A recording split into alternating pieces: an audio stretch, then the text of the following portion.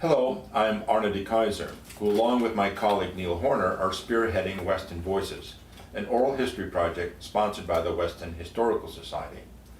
Today is July 30th, 2015, and I'm here with Patricia Steiner Heifetz, a resident of Weston for 5 decades. I'm interviewing her at her apartment in Meadow Ridge, a retirement community in Reading, Connecticut. Pat was a strong presence in Weston, known for her vigorous opinions expressed often in public meetings and, particularly, through the editorials she wrote in the Weston Forum, the indispensable local newspaper she founded in 1970. Her policy, still to be found on the masthead of the paper today, was, "We seek to present all news and issues pertaining to Weston in an accurate, objective, non-partisan way." Thank you for welcoming us into your home, Patricia. Let me begin by asking you about your background. Where were you born? Where were you raised? Where did you go to school? And what was your major? Well, I was born in Youngstown, Ohio, which is important now because I can barely breathe because it was the terrible air in Youngstown. And in the winter we went to Florida. And then my father died when I was 11 and we moved to Florida. So then I lived in Florida until I went to college. And I went to college by looking at a map and picking a place far away from Florida. And there it was called Wisconsin. And that is how I have a degree in the School of Journalism from the University of Wisconsin and also a degree in political science. Oh, and your husband Paul was also well known in Weston, of course, and very much respected for his volunteer work on the Planning and Zoning Commission and other boards, as well as for his wonderful paintings. When did you meet him, marry him, and when did you move to Weston, and why? What was so attractive about the town? Well, actually, we did not intend to live in Weston. We were there temporarily, deciding where we were going to go and live, because we had been living in Copenhagen for 3 years, and then we came back and we lived in Ridgefield for a year, looking for where we were going to go, and then Paul decided he was going to start commuting to New York, so we had to move from there because you can't commute to New York from there. And so we found a place quickly, and it happened to be in Weston. And so we said, okay, we'll just live here a short time while we find a place to live. And that was, what, almost more than 50 years ago. So it was total serendipity. Yes, yes. Interesting. When you moved here, what was the town like then? What were your first impressions? Well, it was for us. It was just a place to be at the time, and of course we have kids. Unfortunately, we did not know that the school that one of my daughters was going to go to had burned down, and so she couldn't go to school in Weston. And they sent the kids to Westport, to the temple there, where they had rooms during the week. And so, I mean, everything was very temporary as far as we were concerned. My in-laws lived in Clinton, Connecticut, so that was why we ended up in Connecticut at that point. So, but at some point you got very involved with the town. You started to know people and get acquainted. Tell us about that early period.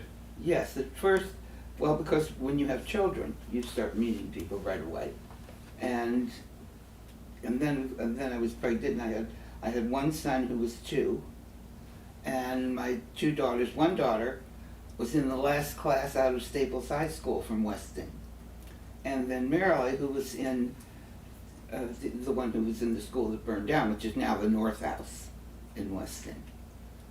And so that was, and I got involved because I was always very active in the League of Women Voters, and so I did work for the League of Women Voters. And that's how I ended up with the newspaper, because I started off with the League of Women Voters covering the first Charter Revision Commission that Weston had. And they called in everybody in from different groups in town and asked one question: what is the biggest lack in Weston? And everybody said lack of communication. So I realized this was foolish of me to be doing what I was doing, and I should go and start a newspaper, well, work on a newspaper. And there were no newspapers in Weston. Weston had absolutely no communication.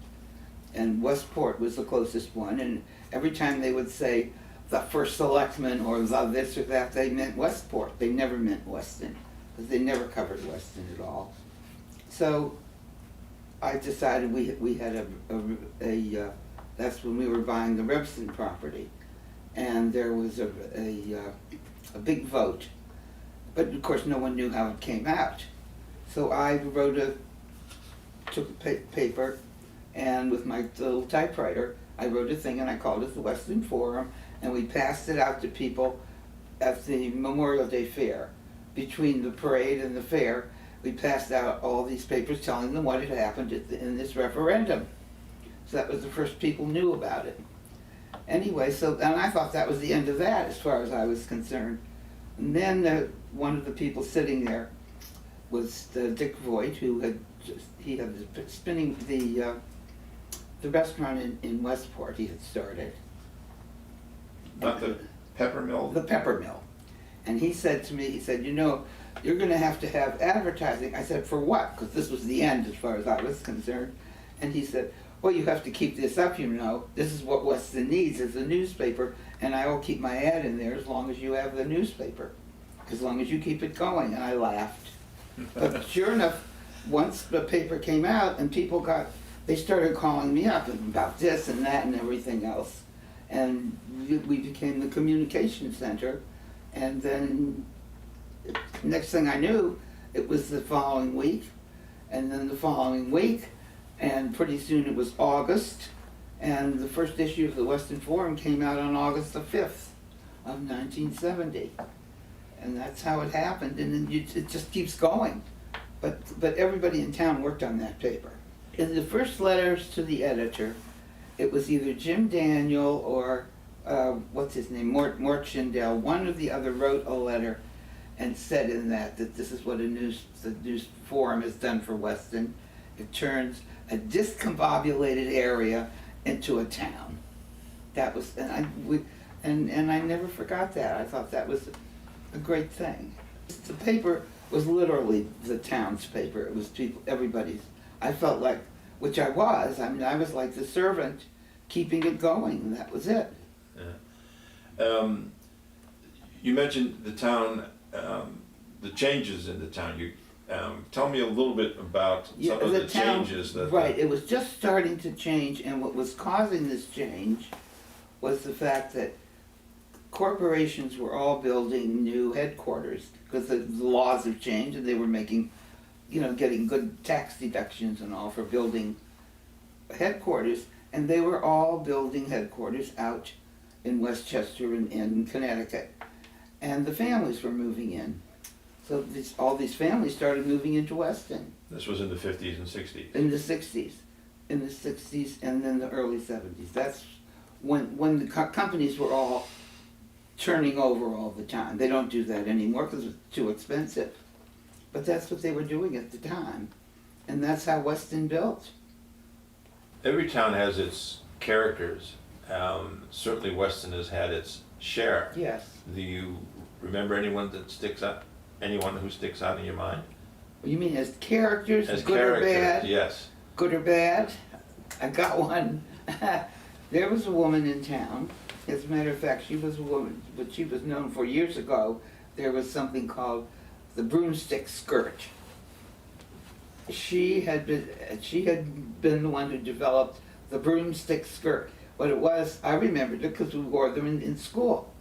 And there were skirts that you would wrap around and wash them, and you didn't have to iron them. You'd wrap them around a broomstick, and that would. Anyhow, this woman, she came to Weston. She was living in Weston, and her husband was chairman of the Board of Finance, and she just took over everything. She would go into town hall and say, I am the Betty Frist, the wife of the chairman of the Board of Finance, and she would write things constantly and bring them in, beautifully typed, perfectly spelled, every word right, except none of them made any sense. Another memorable character? Any other one? Oh, there are lots of people who are I mean, of course, people who did great things, like I think Fred Moore did great things for Weston. And an interesting thing they had in Weston, which they did not have women in any of the volunteer forces. We did not have a police department at the time, but we had marshals and no women were ever allowed to be in any one of these agencies. The fire department, nobody. Anyway, one day, and the firemen used to have a stag dinner once a year, and they would honor one of their firemen. And one year I invited my husband. That was really close to the time I'd started the forum. And they invited my husband, and so he went. And he came home. I said, "What was that all about?" Because this was a stag. He said, "Well, they were really honoring you, but they couldn't invite me because I was a woman." It was just amazing that they did that. But anyhow, the interesting point is that's what they did, and how they honored one. They would honor one person. And when we had a police department then, and the chief complained to me one day because they didn't have sergeants and things, he said he can't give anybody any kind of honors. I said, well, do what the fire department does. So we planned this thing, and the only thing was to once a year have one policeman who would be on the same way as the fire department. So interestingly, the first person who got appointed to that was Carl Filsinger, who is retiring this week. And he was the policeman, and he was the first one who they honored, but that way. Today, everybody wonders how come the police commission is the one who chooses an outstanding Weston person every year. Nobody knows why. Well, that's why. Well, the first selectman had told me that somebody in Weston must be pushing drugs because the FBI had come, and they had come in to see her and told her that they were there looking around town. And she said, why else would the FBI come here? Well, of course, nobody knew about this at the time. So then he was found, this spy, and that was the end of Weston as far as the story went, until my son was in Georgetown. And then his friend who was taking this course, and the professor said, oh, there's one spy who we've never caught. We never found out why he was, what his connection was. Because everybody always had a connector, you know, where they would pass on the information. And he said, it was some little town in Connecticut. And this kid raised his hand. He said, I know where it was. I read about it in the Weston Forum. That's who it was. Anyway, so I think that was our one of our best stories. Over your time, over Weston's time, in the last few decades, there have been quite a few controversies that I can remember, and you not only reported about them, but you spoke up at many public meetings. And tell us a few of those. Yes, well, when we were getting cable, and we were very anxious to get cable television in, because we could only get, and people who were only high up could get the main three main stations from New York, and that was it. So we were very anxious to get the cable, and there were a lot of things the town would get that would be the cable company was required to give to the towns when they came in. So there I was at the selectmen's meeting, and this man was on the agenda. And so here he stood up to talk, and he was there he introduced the man who he was with, who was the manager of the new cable that was coming into the area. And he said, now if we give up, all we have to do to get cable in here right away is to give up all these things, the $60,000 the schools were to get, all these different goodies that we were entitled to. That he said, if we give that all up, why then this manager who was there will get cable in Weston right away. So I raised my hand and I said, that's outrageous. We need that that, those deals. We need that money for Weston. There's no reason why we should give it up. And if he can do it for money, he can do it. So that should be that. Let him do it and be done with it. And this guy stood up, this Weston person, he stood up and he flung his finger out at me and he said, "She's in conflict of interest." And the first selectman said, "Why is she in conflict of interest?" He said, "Because she has a newspaper." Well, I was just hilarious comparing me to the big cable company, my little newspaper. Anyway, we got the cable in, as you know. Another one that I remember personally very well is your opposition to the $85 million, I think, that we spent on building the 3-4-5 school. And you were very outspoken about that. You mean the recent one? The recent one. Oh, that was just before, because of the fact that we knew it was, there were two men running for first selectman. One was first selectman, but they were beating out each other on everything they could. Anyhow, they knew perfectly well that we were going to have a decline in school enrollment. However, they sent out, one of them, the one who was first selectman at the time, sent out a big paper to everybody saying, "Oh, we need this school because our school enrollment is going to go way, way, way up." So I called Hartford and called the guy who I had dealt with there, who was the enrollment person, and I asked, what's the future for Weston School? He said, "Oh, your enrollment's going to go way down." So I called these two guys running for, the one running for first selectman who had sent out this big flyer, and I said, "You know perfectly well that the enrollment's going down." I tried to stop it, but they sent out stuff and they got it through. So now it sits there, and we now have a well-reduced enrollment in Weston and extra school space that the taxpayers are finding they could be doing without. Yeah. So we've got the cable controversy, and we've got the controversy over the schools. Any other? Well, there are one or always two? little things that people would call up because they knew that they would get a hearing, they would get a space in the forum, they would be able to bring out their case. Let me ask a little bit about town government and the way the government was run from your perspective. Are there any leaders of the town, important people in town that you felt really made a positive difference, or people who you felt frankly didn't do such a good job, or how did the government of Weston evolve? I think Jim Daniel really did a very good job. He brought all kinds of commissions in and things that When he was first selectman, and then when was he a first selectman? Do you remember? It was, in fact, I used to call him up and talk to him all the time about these different commissions before I'd ever met him personally. So it must have been about 1970.